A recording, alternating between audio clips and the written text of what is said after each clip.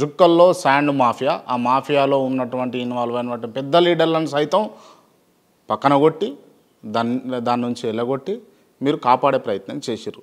దాంట్లో ఇబ్బందులు ఏమైనా పడరా? మీ పార్టీలో ఉన్నటువంటి వితిన్ ద పార్టీ ఉండి అలాను ఇబ్బంది పెట్టాను అంటే ఆ విషయం నాకంటే మీకు ఎక్కువ తెలుసు. చాలా చాలా కష్టతరమైనటువంటి నిర్ణయం అది.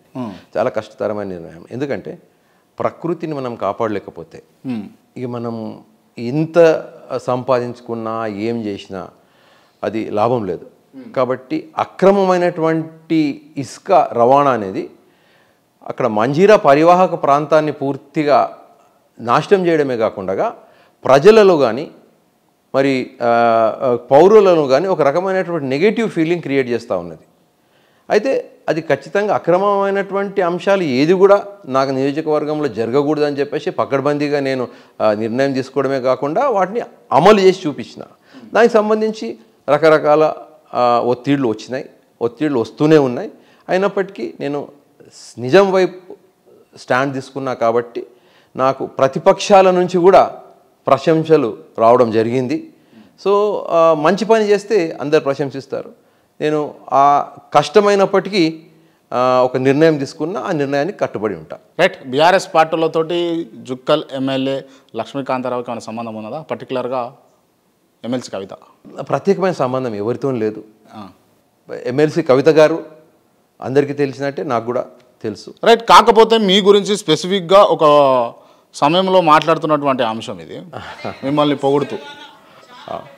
అవును అవును. ఎందుకు అంటే స్నేహపూర్వకమైన సంబంధమా, లేకపోతే పార్టీతో ఏమైనా లాయల్గా ఉన్నారా మీరు? లేదు, అసలు కవిత గారు ప్రత్యక్షంగా నాకు కలిసింది కూడా ఆ రోజే.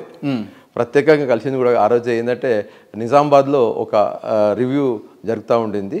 అయితే ఆ రివ్యూకి వెళ్ళినాం.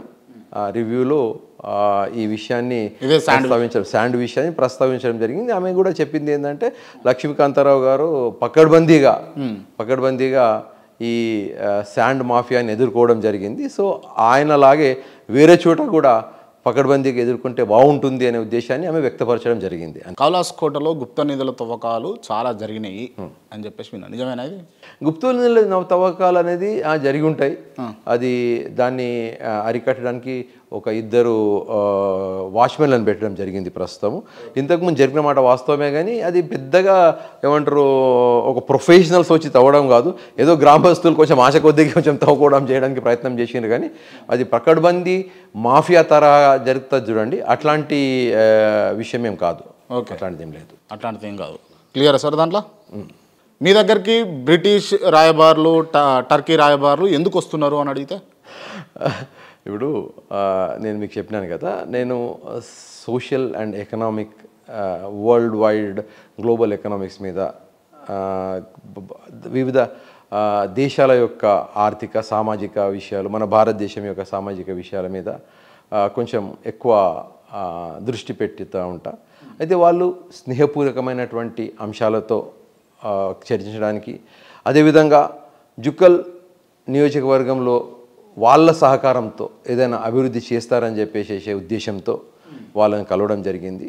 మొన్నటికి మొన్న British deputy high commissioner Gareth గారిని కలిసి ఆయనకు టూరిజం విషయంలో మాకు సహకరించండి, మీ స్కాట్లాండ్లో ఉన్నటువంటి కోటలు అద్భుతంగా మెయింటైన్ చేస్తారు, మీరు అద్భుతంగా ఉన్నాయి స్కాట్లాండ్ కోటలు, మా దగ్గర కూడా మీ స్కాట్లాండ్ కోటలకు తీసిపోయినటువంటి కోట ఉంది, మీరు ఒకసారి వచ్చి సందర్శించి మీ దేశం నుంచి పెట్టుబడులు తీసుకొచ్చి ఇచ్చినట్టయితే మాకు ఇక్కడ టూరిజం డెవలప్మెంట్ అవ్వడం జరుగుతుంది, ఈకో టూరిజం సిస్టమ్ని మేము డెవలప్ చేయాలనుకుంటున్నాం అనే ఉద్దేశంతో, అదేవిధంగా పారిశ్రామిక అభివృద్ధి విషయంలో కూడా సహకరించాలని చెప్పేసి ద్వైపాక్షిక సంబంధాల విషయము, ఆ తర్వాత వర్తమాన రాజకీయాల విషయము మాట్లాడడం జరిగింది. అదేవిధంగా ఇప్పుడు పాశ్చాత్య రాజకీయాలు కూడా కొంచెం ఆసక్తికరంగా ఉన్నాయి ట్రంప్ వచ్చిన తర్వాత, ఆ అంశాలను కూడా మేము క్షుణ్ణంగా మాట్లాడుకోవడం జరిగింది.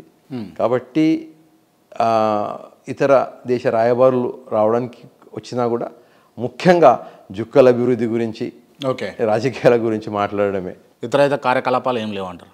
ఇంకేముంటుంది, ఇంకేం. ఓకే సార్, కొంచెం పర్సనల్ అడగొచ్చా? ఇది అడగండి. అరే ఏదైనా అడగ. రైట్, ఓకే కదా? తప్పకుండా. రైట్, మీ పైన 420 కేసు ఉన్నదా? 420 కేసు ఉండింది. ఎవరో వేసిండ్రు. సో అది ఏంటంటే అసలు పనికిరానటువంటి కేసు, అది కొట్టేయడం కూడా జరిగింది రీసెంట్గా 3-4 months కింద. 3-4 months కింద యాక్విటల్ అయిపోయింది. దురదృష్టకరమైన విషయం ఏంటంటే ఏదో పెద్ద నేరాలు చేసిన లెవెల్లో ఉంది, అది కేవలం అక్యూజిషన్ మాత్రమే.